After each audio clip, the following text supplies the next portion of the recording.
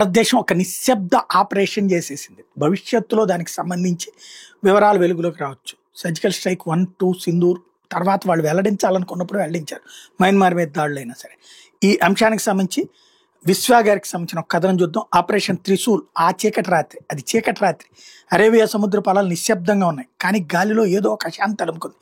కరాచీ నావికా ప్రధాన కార్యాలయంలో జనరల్ అసీం మునీర్ అర్ధరాత్రి దాటాక కూడా మెలకుతూ ఉన్నారు. టేబుల్ మీద ఒక మ్యాప్ పరుచుకుని ఉంది, సర్క్రిక్ మ్యాప్. ఇసుక ఉప్పెనలతో కూడిన ఆ ప్రాంతపు ప్రతి గీత, ప్రతి మలుపు మీద ఆయన చూపు స్థిరంగా నిలిచింది. ఈ సరిహద్దు గీత ఇక్కడి నుంచి 2 మైళ్ళు కదిలితే ఆయన అన్నారు, మనకి మొత్తం సముద్ర చమురు క్షేత్రం దక్కుతుంది, $1,000,00,000. కమాండర్ నెమ్మదిగా అడిగాడు, కానీ సార్ ఇండియా సంగతి అని. మునీర్ నవ్వాడు. వాళ్ళు నిద్రపోతున్నారు, వాళ్ళ దృష్టి అంతా అమెరికాతో వాణిజ్య ఒప్పందం, బీహార్ ఎన్నికల మీద ఉంది. ఇటు కాదు, మనకు అవకాశం దొరికింది అన్నాడు. ఆ చమురు స్వప్నాన్ని మునీర్ అమెరికా అధ్యక్షుడు ట్రంప్కి అప్పటికే అమ్మేశాడు. ఇప్పుడు దాన్ని నిజం చేయాల్సిన సవాల్ తన ముందుంది. ఆ మరుసటి వారమే పాకిస్తాన్ 31వ 32వ మెరైన్ కమాండో బెటాలియన్లను సిద్ధం చేసింది. 3 పెద్ద హోవర్ క్రాఫ్ట్లు సర్క్రీకి పంపబడ్డాయి. పాక్ నావికా దళాధిపతి స్వయంగా 2 సార్లు ఆ ప్రాంతాన్ని సందర్శించాడు. ప్రపంచం దృష్టిలో ఇది కేవలం మరో సాధారణ పెట్రోల్, కానీ ఢిల్లీలో కొందరు మేల్కొని ఉన్నారు. పాకిస్తాన్ ప్రతి అడుగుని గమనిస్తున్నారు. అదే రాత్రి సౌత్ బ్లాక్లోని వార్ రూమ్లో లైట్లు వెలిగాయి.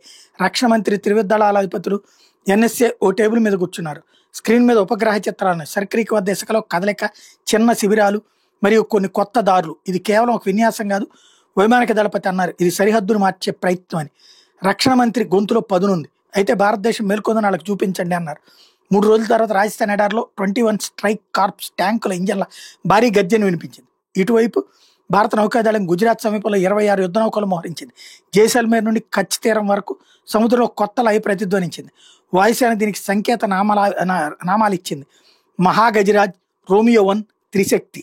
ఉపగ్రహాల నుండి కనిపించినటువంటి దృశ్యం చూస్తే ఇస్లామాబాద్లో ప్రతి ఒక్కళ్ళని ఉలిక్కిపడేలా చేసింది. కొందరికి ప్యాంట్లు కూడా తలిచిపోయానంటున్నారు. భారతదేశం ఏకకాలంలో 3 రంగాల్లో సిద్ధంగా ఉంది: రాజస్థాన్, మధ్య భారతం మరియు సిలిగురి. ప్రతి దిశలోనూ భారత్ యుద్ధ పట్టు సాగించింది. అటువైపు క్వెట్టా నుండి వార్త వచ్చింది: బలూచ్ తిరుగుబాటుదారులు మళ్లీ లేచారు. అదే సమయంలో పెషావర్లో టీటీపీ కూడా దాడి చేసింది. సరిగ్గా సర్క్రీక్ సమీపంలో పాక్ నావికాదళం యొక్క గస్తీ పడవ రేడియోలో తత్తరపాటుతో సందేశం పంపింది: సార్, ఇండియన్ వార్షిప్ సంకేతాలు పంపుతోంది, మనం వెనక్కి తగ్గాలి అని. కరాచీ ప్రధాన కార్యాలయంలో అదే మ్యాప్ పడుంది. దాన్ని మునీర్ ఇప్పుడు నెమ్మదిగా మడతపెట్టారు.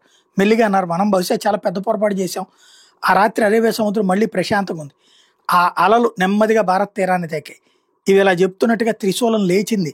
ఇక ఏ సరిహద్దును కదలదు.